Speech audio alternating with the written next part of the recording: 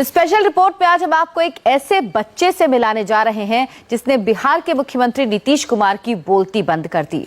पटना के इस बच्चे कुमार राज की उम्र सिर्फ 7 साल है, लेकिन इस बच्चे ने बिहार के एजुकेशन सिस्टम पर ऐसे सवाल खड़े कर दिए कि सीएम और उनके मंत्री हैरान रह गए।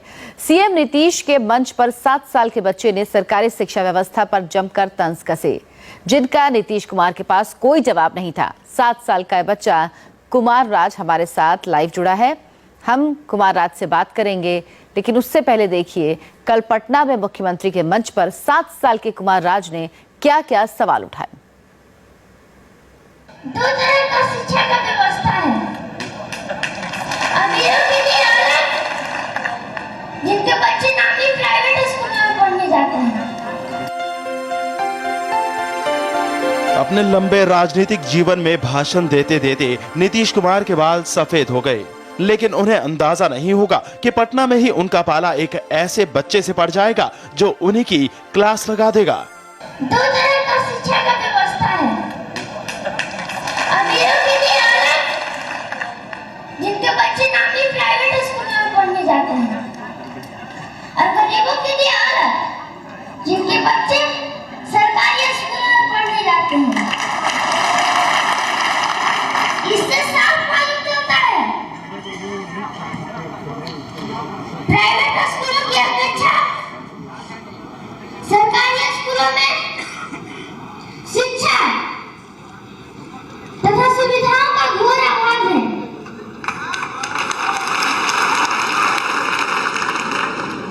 आखिर क्या कारण है कि कोई भी डॉक्टर, इंजीनियर, वकील, यहाँ तक कि उस स्कूल के शिक्षक भी अपने बच्चों को सरकारी स्कूल में पढ़ाना नहीं चाहते हैं। और यही कारण है कि हम बच्चे हीर भावना का शिकार हो जाते हैं। नालंदा के रहने वाले कुमार राज को 84 सम्मेलन में भाषण देने के लिए बुलाया गया था। कुमार ने मौके का भरपूर इस्तेमाल किया। खरी खरी सुनाते हुए उन्होंने कहा कि बड़ा होकर वो पीएम बनना चाहता है। इतना ही नहीं, उसने एजुकेशन सिस्टम को सुधारने का रोड मैप भी बता दिया। बड़ा होकर संयोग से इस देश का प्रधानमंत्री बन गया। सबसे पहले मैं पूरे देश के प्राइवेट स्कूलों को बंद करवा दूंगा। सभी बच्चे एक सरकारी स्कूलों में एक साथ पढ़ सके और एक साथ पढ़ सके। चाहे वो डॉक्टर का बच्चा हो या किसान का, चाहे वो इंजीनियर का बच्चा हो या मजदूर का, तभी जाकर इस देश में समान शिक्षा लागू होगा।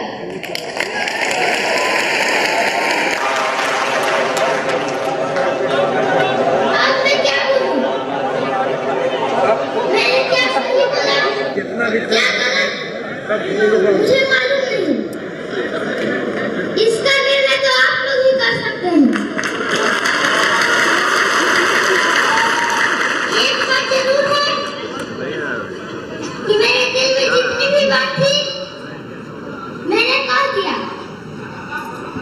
अब मैं अपने आप को बहुत हल्का महसूस कर रहा हूँ। बच्चा बोल रहा था और नीतीश कुमार सिर झुकाकर सुन रहे थे। 7 साल के कुमार राज ने अपनी बात पर ताली बजाने वाले लोगों को भी नहीं बख्शा। कहीं भी रैली या धार्मिक समारोह का आयोजन होता है तो वहाँ आप लोग हजारों हजार की संख्या में शामिल हो जाते हैं, लेकिन क्या कभी भी आप लोग ने अपने गांव के विद्यालय में झांकने की कोशिश किया है कि वहाँ शिक्षक आते हैं या नहीं? अगर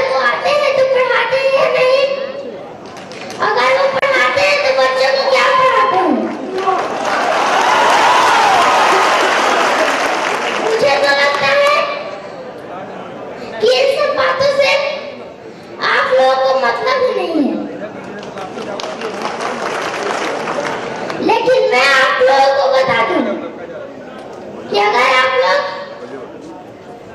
अपने गांव के विद्यालय की निगरानी करें तो शिक्षा में बहुत बड़ा सुधार हो सकता है।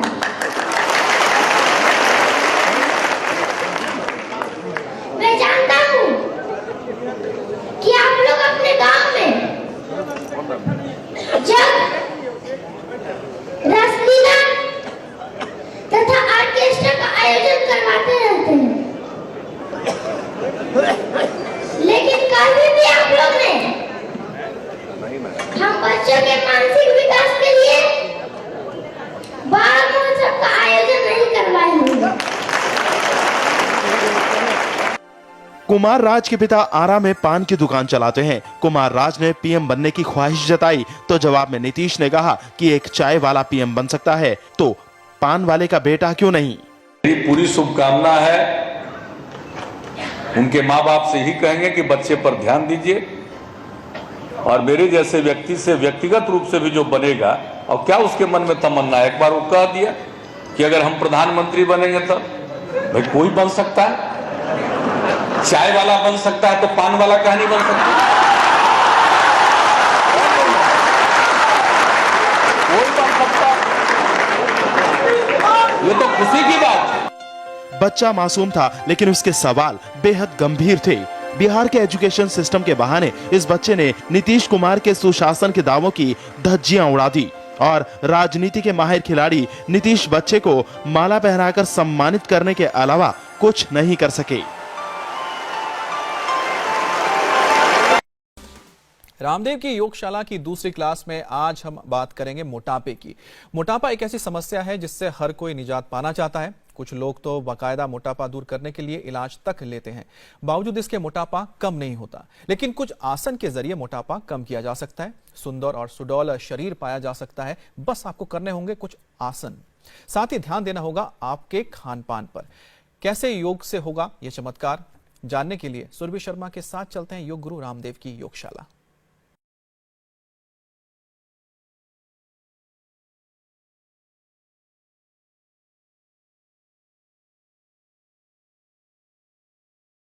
मैं हूं सुरभि शर्मा।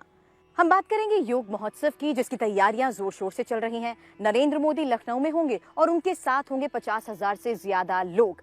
लेकिन योग महोत्सव को लेकर जब हम यहाँ बीमारियों का जिक्र करते हैं तो सबसे ज्यादा शिकार भारतीय मोटापे के नजर आते हैं। जी हाँ, ओबेसिटी फाउंडेशन ऑफ इंडिया के मुताबिक 30 मिलियन भारतीय मोटापे का शिकार हैं और आने वाले वर्षों में ये संख्या दुगनी हो सकती है। हालांकि पिछले 10 साल में अपने खान पान और अपने मोटापे को लेकर लोग ज्यादा जागरूक तो नजर आते हैं, लेकिन इसका कोई आवश्यक नतीजा निकलकर सामने नहीं आता है। ऐसा क्यों? हमारे साथ इस वक्त स्वामी रामदेव हैं। स्वामी जी, इंडिया टीवी को वक्त देने के लिए बहुत बहुत शुक्रिया आपका। आज हम बात करना चाहेंगे हमारी जीवन शैली में खान पान कितना बड़ा महत्व रखता है और हमारे वेट को लेकर, वेट गेन को लेकर, वेट लॉस को लेकर सबसे बड़ी चिंता बनी रहती है। आखिर ऐसी कौन कौन सी योग क्रियाएं की जा सकती हैं जिसको लेकर हम अपना वेट मेंटेन कर सकें? सबसे पहले तो सुरभि मैं बताना चाहूँगा कि वेट बढ़ने के 2 बड़े कारण हैं, less physical activity and over eating. तो दोनों से बचे, माने कुछ ना कुछ फिजिकल एक्टिविटी करें। सुबह उठ करके या तो तेजी से चलें, टहले नहीं, तेजी से चलें, दौड़ें, कोई ना कोई गेम खेलें या स्विमिंग करें, सूर्य नमस्कार करें, कोई ना कोई फिजिकल एक्टिविटी करें। बैलेंस फूड बहुत जरूरी है। हमारे बॉडी की जो पूरी रचना है, बॉडी का जो पूरा स्ट्रक्चर है तो फूड से बना है। बिल्कुल। इसलिए हर दिन अलग अलग तेल, अलग अलग के चावल, अलग अलग तरह के अनाज, अलग अलग तरह की शाक सब्जियां, अलग अलग तरह का जो फूड, जिससे कि डिफरेंट प्रकार की न्यूट्रिएंट्स हमें मिलते रहे।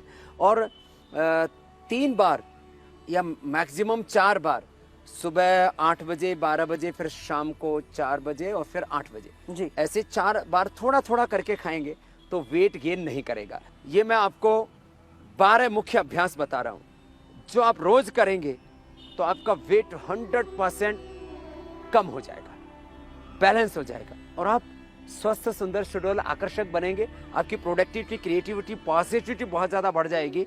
आप बहुत ज़्यादा इनोवेटिव होंगे। सबसे पहले दोनों हाथ सिर के ऊपर। एक्सरसाइज के अलावा फिर कपालभाति, अनुलोम विलोम, ये 2 प्राणायाम भी बहुत जरूरी हैं। इतनी चीज़ें तो सब याद रख ही सकते हैं। हाथों को उठा दिया, दोनों पैरों को साइड में खोल लिया। अभी कीजिए सुरभि, लेडीज बहुत ज़्यादा मोटी हो जाती है ना तो बहुत उनको खराब लगता है। वैसे खराब तो पुरुषों को भी लगता है, लेकिन जो है लेडीज के प्रति कुछ ज़्यादा ही सजगता रहती है समाज की कि सुंदरता उनको प्रकृति का ही वरदान है। ऐसे पहले धीरे धीरे और बाद में इसको ऐसे तेजी से कर सकते हैं ऐसे। तो वजन ज़्यादातर कहाँ बढ़ता है? हमारे हाथों में, हमारे यहाँ पार्श्व भागों में, पेट पर, खुल्लों पर।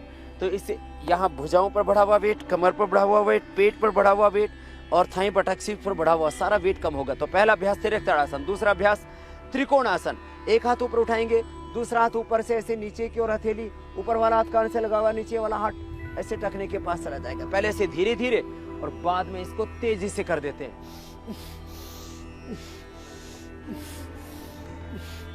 ऐसे जब 25-50 बार करेंगे तो साइड अपने आप छट जाएंगी। फिर क्रॉस करके इसको कहते हैं कोणासन। दाएं हाथ से बाएं पैर को ऐसे छुएंगे और पीछे ऊपर की ओर ऐसे देखेंगे, ऐसे। पहले धीरे धीरे, फिर तेजी से।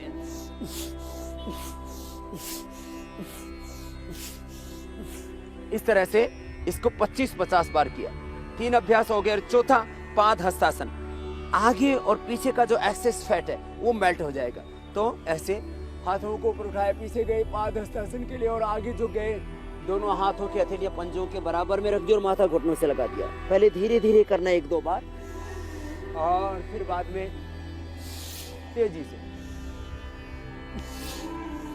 पीछे झुके तो श्वास अंदर, आगे झुके तो श्वास बाहर। ऐसे इसको 10, 20, 25, 50 बार कर लिया। पूरी शरीर का जो तंत्र है ना वो इससे अच्छा हो जाता है। एक एक मसल जो है ना वो फूल की पंखुड़ियों की तरह खिला हुआ होना चाहिए। मैं कोई जिम नहीं जाता हूँ, फिर भी आप देखिए मैं सूर्य नमस्कार करता हूँ, ये एक्सरसाइज करता हूँ तो हाथों की, पैरों की सारी जो मसल्स है ना वो एकदम फिट रहे। तो ये 4 अभ्यास खड़े होकर के, अब 3 अभ्यास बैठ करके। खड़े होकर के करने वाले 4 अभ्यासों के बाद में बैठ करके करने वाले 3 अभ्यास बहुत जरूरी हैं। दोनों हाथ की उंगलियों को इंटरलॉक कर लेते हैं, आगे ऐसे जाते हैं, पीछे ऐसे आते हैं। तो ये ग्राइंडिंग इसको बोलते हैं। चक्की आसन, आगे पीछे पूरा जाना, पेट, पीठ, कमर, पूरे शरीर का पूरा व्यायाम हो जाता है। हाथ की कोहनियां पूरी सीधी। तो आप देखिए एक एक अंग ना ऐसे फूल की पंखुड़ियों की तरह खिल जाता है। फिर दोनों पैरों में ऐसे फासला, दाएं हाथ से बाएं हाथ पैर को छूते, बाएं हाथ पीछे ऊपर, उसकी हथेली सामने रख दो। ऐसे दूसरी तरफ से ऐसे, और इसको पहले धीरे धीरे फिर बाद में फास्ट करना।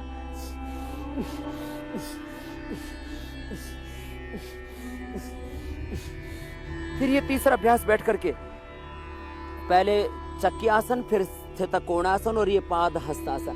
पहले उंगली से और अंगूठी से पैर की अंगूठी को पकड़ा और पकड़ करके कोहनियां जमीन पर टिका दिया और माथा घुटनों से लगा देते हैं। झुक करके माथा घुटनों से लगाते हैं। शुरू में जोर पड़ेगा जी, धीरे धीरे लगेगा। फिर इसको थोड़ा फास्ट कर देते हैं।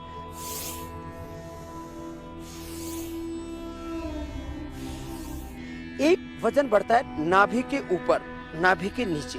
नाभि के नीचे वजन बढ़ता है तो लोगों को मैंने देखा यहाँ 5-5 किलो वजन ऐसे नाभि के नीचे लटकता रहता है, आधा 1-1 फीट नीचे लटक जाता है, और नाभि के ऊपर भी।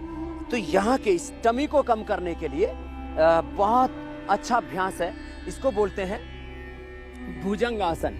तो भुजंग आसन के 2 अभ्यास, ऐसे पैर पीछे पास में, दोनों हाथ पार्श्व भागों में, थोड़ी जमीन पर ऐसे उठाए और ऐसे नीचे आ गए। करो सुरभि आप भी ऐसे 5-10 बार से शुरू करके 25-50 बार ऐसे कर देते। पहले धीरे धीरे, इससे कमर भी अच्छी हो जाएगी। हाँ, ओबेसिटी के कारण से बैक एक और फिर ब्लड प्रेशर, हार्ट की प्रॉब्लम, घुटनों में दर्द, फ्रैक्चरिटी कम हो जाती है, बहुत तरह की दिक्कतें आती हैं। यहाँ तक कि कैंसर जैसी बीमारी भी हो जाती है। इम्यून सिस्टम वीक होने से और मोटापा से, पोल्यूशन से, रेड मीट से, heavy salt intake, heavy caffeine intake से, जेनेटिक रीजन से कैंसर होता है। किसी भी कारण से कोई रोग हो, योग उसका निवारण है, लेकिन मोटापा के कारण से भी बहुत से रोग हो जाते हैं। पहले धीरे धीरे किया, फिर तेजी से ऐसे ऐसे 10-20 बार कर लिया। फिर दूसरा अभ्यास है दोनों हाथ थोड़ी के नीचे और पहले धीरे धीरे ऐसे उठाएंगे, धीरे धीरे आएंगे। फिर इसको ज्यादा बार करेंगे तो इससे नाभि के ऊपर जो वेट बढ़ा हुआ होता है, छाती के नीचे, बहुत खराब लगता है वो। इससे यूं वेट कम हो जाएगा कि आप सीधे लेट करके बताते हैं। सीधे लेट करके 3 अभ्यास बहुत जरूरी है वेट कम करने के लिए। हाथों को सिर के नीचे भी बांध करके रख सकते हैं और हाथों को जंघों के पास ऐसे भी रख सकते हैं।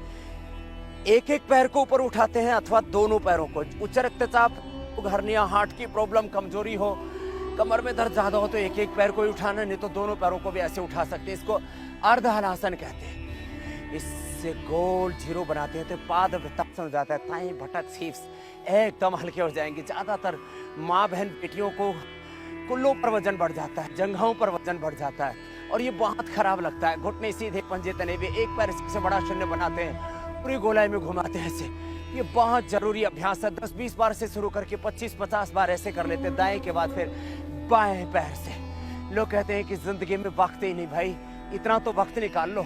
ये अभ्यास 15-20 मिनट में पूरे हो जाते हैं। और यदि आपको बहुत ज्यादा वजन बढ़ा हुआ, मैंने तो लोगों का 1-1.5 क्विंटल तक वजन कम किया है। मैंने जो 1.5-1.5, 2-2 क्विंटल के हो गए थे उनका भी मैंने नॉर्मल वेट किया है ये अभ्यास करवा करके। ऐसे बड़ा शून्य बनाते हैं, क्लॉकवाइज, एंटी क्लॉकवाइज। और फिर पाद वृत्तासन के बाद द्विचक्रिकासन, दोनों पैरों से एक साथ साइकिलिंग करना अथवा क्लॉकवाइज, एंटी क्लॉकवाइज। एक एक पैर से कर लेना, जो जिस जैसा कर पाए वैसे कर लेना। तो ये बहुत जरूरी अभ्यास है। ये 12 अभ्यास मैंने अभी बताए मोटापा के लिए। इसके अलावा हम योगिक, जॉगिंग, सूर्य नमस्कार और दौड़ना, तैरना, कोई भी खेल आदि, माने जिसमें फिजिकल एक्टिविटी होगी उससे आपका वेट कम होगा। लेकिन ये साइंटिफिक तरीके से वेट कम करने के लिए आपको मैंने 12 अभ्यास बताए। और अंत में रिलैक्स होने के लिए 2 अभ्यास और बता देते हैं। एक को मरकटासन कहते हैं, दोनों पैर मोड़ लेते हैं, दोनों हाथ कंधों के बराबर, एक तरफ पैर दूसरी तरफ गर्दन, घुटने से घुटना मिला हुआ, पंजे से पंजा, पैरों को मोड़ के रखो और एक तरफ पैर दूसरी तरफ गर्दन ऐसे। ये मरकटासन बहुत अच्छा होता है कमर के लिए। ऐसे इसको धीरे धीरे करते, इससे थाई, बटा, हिप्स का वेट भी कम होता है। दूसरे अभ्यास में पैरों को थोड़ा खोल के ऐसे कर लेते हैं। और तीसरे अभ्यास में पैर सीधे करके दाएं पैर को उठाते हैं, बाएं तरफ ले आते हैं और इस तरह से पैर को हाथ के पास ले आए। तो प्रारंभ में पूरा ऐसे नहीं जा पाएगा, आधा ही जा पाएगा। जितना जा पाए उतना ले जाएं, धीरे धीरे आपका पैर हाथ के पास चला जाता है। तो ये रिलैक्स होने के लिए मरकटासन और शवासन सहित 12+2 14 अभ्यास हो गए। थोड़ी देर सांसों पर ध्यान और अपने स्वरूप में, अपनी निजता में, अपने मूल स्वभाव में, अपनी मूल प्रकृति में हम प्रतिष्ठित हो जाते हैं। योगश्चित्त वृत्ति निरोधा तदा दृष्टो स्वरूप अवस्था में और सहज हो जाते हैं। सब प्रकार के तनाव से, थकान से, अनिद्रा से और तमाम प्रकार के अशुभ से हम मुक्त हो जाते हैं। फिर दोनों हाथों को ऊपर उठाते हैं, आपस में रगड़ते हैं, दोनों हाथों को आंखों पर रखते हैं, आंखें खोल लेते हैं, बाएं करवट लेते हुए बैठ जाते हैं। ये तो हमने 12+2 14 अभ्यास बताए आसनों के। अब प्राणायाम, ये भी बहुत महत्वपूर्ण है रोगों को मिटाने के लिए और रोग मुक्त जीवन जीने के लिए। माने रोग हमें ना हो और रोग हो चुके हैं तो हम अपने आप को पूरी तरह से निरोगी बना सकें, उसके लिए प्राणायाम और ध्यान बहुत जरूरी है।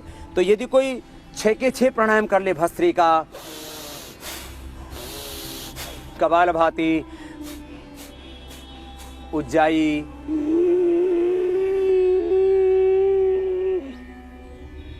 गले को टाइट करके श्वास को अंदर भर करके रोक करके रखते हैं और दाएं नाक को बंद करके बाएं से छोड़ देते हैं। फिर अनुलोम विलोम, फिर भ्रामरी,